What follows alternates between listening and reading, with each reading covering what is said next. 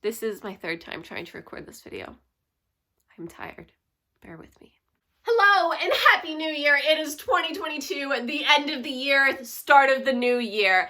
And that means it is the time for end of the year wrap-up videos. So I just posted my December wrap-up, my most disappointing books of 2021 and my best books of 2021. So this is all going to be about just my overall year statistics about reading. So my reading stats. I'm going to give you the different genres that I read, the different levels of reading that I did, my worst book, my favorite book, some recommendations, and all of that jazz. So let's jump into it. So I'm going to start with the different levels of reading I did, starting from kids books the whole way through adult books. I like to read a range of different age groups and just be a well-rounded reader.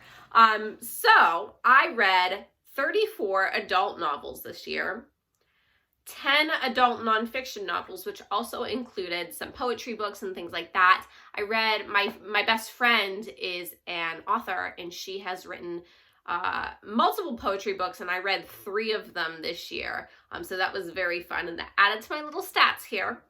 I read 28 young adult novels. I read 5 middle grade novels, 16 graphic novels, and 8 juvenile nonfiction books. I then paired off those books into different genres. I didn't want to go into a bunch of subgenres or mark books as more than one genre. So I just picked what I felt best described each book. And I did this twice because I lost my original paper. And this one looks a little different. So I kind of categorized them however I felt. So take this with a grain of salt. But going into the different genres, I have contemporary / general fiction, I read 25. For historical fiction, I read 2.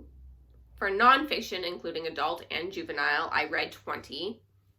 For fantasy, I read 20. For romance, I read 11. And for thrillers, I read 21. So you might notice my numbers here are a little different when I talked about the different levels, because I made graphic novels their own level.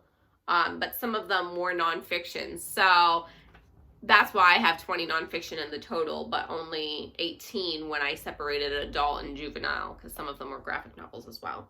So that is me breaking it down into genres for you. So let's move on to some of my favorite books of the year. I have, I think, what I would call my top 3 books of this year. I mentioned all of these in my best books of 2021, but just for recap, we have The Lost Apothecary by Sarah Penner. This cover is beautiful. It's a historical fiction with magical elements to it. We have Pretty Girls by Karen Slaughter. I also read False Witness by her and loved it as well. This is a very gruesome thriller. And lastly, we have Malibu Rising by Taylor Jenkins Reid, which I was very excited about. This is classified as a historical fiction, but it is pretty like contemporary general fiction with historical fiction elements to it. I mean, it's really only the 80s, and it goes back and forth between like the 80s and the 50s, where you get the parents' relationship building as well. My most disappointing book of the year, this is not necessarily the worst book I read, just the one I'm most disappointed with, is, drum roll please, that's my drum roll, is When No One Was Watching by Alyssa Cole. I was really excited about this because I just thought this was a really neat cover. I was excited for a new thriller. It wasn't that this book was bad. It just didn't fit into the general type of thriller genre type thing. It read mostly as a contemporary, and then shit hit the fan at like the last 50 pages of this book. And I didn't like that. So, I was the most disappointed about this book, but this is not the worst book that I read. I did enjoy the story. I did like it. It just wasn't what I expected, and I was disappointed on how it ended up happening.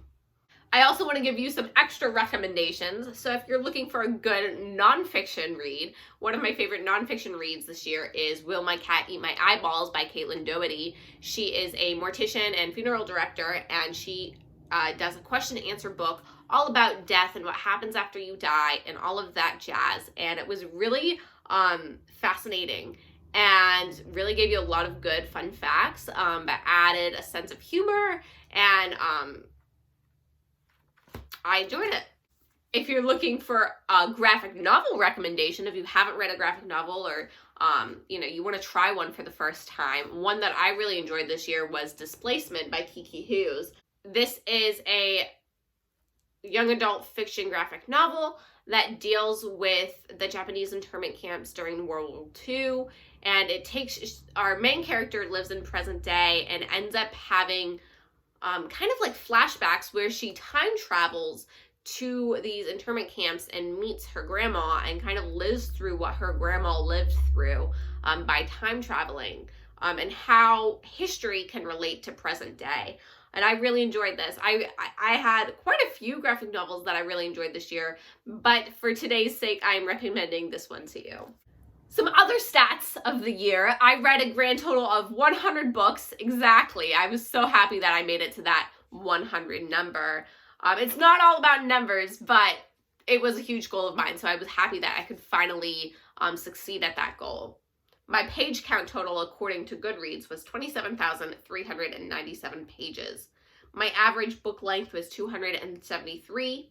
My average rating was a 3.5 stars, which isn't that surprising, to be honest. I give a lot of books 3 stars. So my longest book, according to Goodreads, is Pretty Girls by Karin Slaughter. I don't believe this was actually my longest book. I think I accidentally marked the wrong type of format on Goodreads, and that's why it says that. My shortest book was a graphic novel called This Is the Worst Book Ever. It was literally called that. I don't even remember what it was about. It was pretty stupid. Throughout the year, I read quite a few different authors that I had never heard of before. So I have some new favorite authors that I'm hoping to check out more throughout the year. And one of them is Karin Slaughter. So I read Pretty Girls and False Witness, and I loved them both. So I'm hoping to delve into more of her books. I also really enjoyed Taylor Jenkins Reid's Malibu Rising. And I know my library has a couple other of her books, so I'm hoping to read those as well. I don't know if Sarah Penner has other books. I don't know if she's a debut author or not. But because this was so good, I would love to read more by her. So, going into the new year, I figure I would tell you my New Year's goals. I hope to read more nonfiction. I would also like to read a few more middle grade books than I did this year. I only read 5, I believe is what I said. 5 middle grade books. I would like to read more middle grade and more nonfiction. So I'm going to start off the year by attempting to read Sarah J. Maas's A Court of Mist and Fury, but it's chunky, and I blacked out reading like the first half of A Court of Thorns and Roses, so I really don't know how much interest I have in reading this now. I attempted to read it last night, and then I just was so bored I put it down, and that's not to say it's a bad book, it just wasn't for me, but that's what I'm starting the year off with. If I decide to put this down in the next couple days, I'm going to start Acts of Service by Lillian Fisherman. This is kind of like a smutty queer novel. I believe this deals with a young queer girl who kind of gets into a threesome relationship, a throuple or whatnot, if I remember correctly. Anyway, I won this in a Goodreads giveaway, and that's why I would read this next, because you get the book for free. You should kind of write a review. So those are the books I'm starting the new year with. My reading goal, I would like to do 100 books again. I don't know how realistic that is for me at this time. I have a lot of stuff going on, but I also have a lot of issues that have been taking away from my productivity. So I've just, I have time to do the things that I want to do, but then when I have the time, I just want to lay in bed and die. So there's that. But it's fine. Other than reading, my goals for this year is to hopefully move in with my boyfriend, and hoping to find a new job, but don't really know if I'll be actively trying too hard. I would like to pick up more on my reselling career. I do reselling on the side because my current job does not pay me enough to live. So I do reselling on the side, and I would really like to focus more on that this year and make more money than I did the previous year. So I've been doing reselling as a side thing for 2-3 years now. So I would really like to pick that up a little bit more than I have been in the past, to make a more substantial amount of income to support myself. If you're interested in supporting me, not that anybody watches these videos, my Poshmark is literally just my name. It's Nina Test. I can put a link down below. I also sell on Mercari and sometimes on Kinnison. I stopped Depop. I'm hoping maybe this year to start selling on Amazon, maybe eBay, but I don't really know if I'm going to do that quite yet. So anyway, that is my 2021 reading stats, and I hope you have a wonderful day. Bye! Happy New Year and happy reading.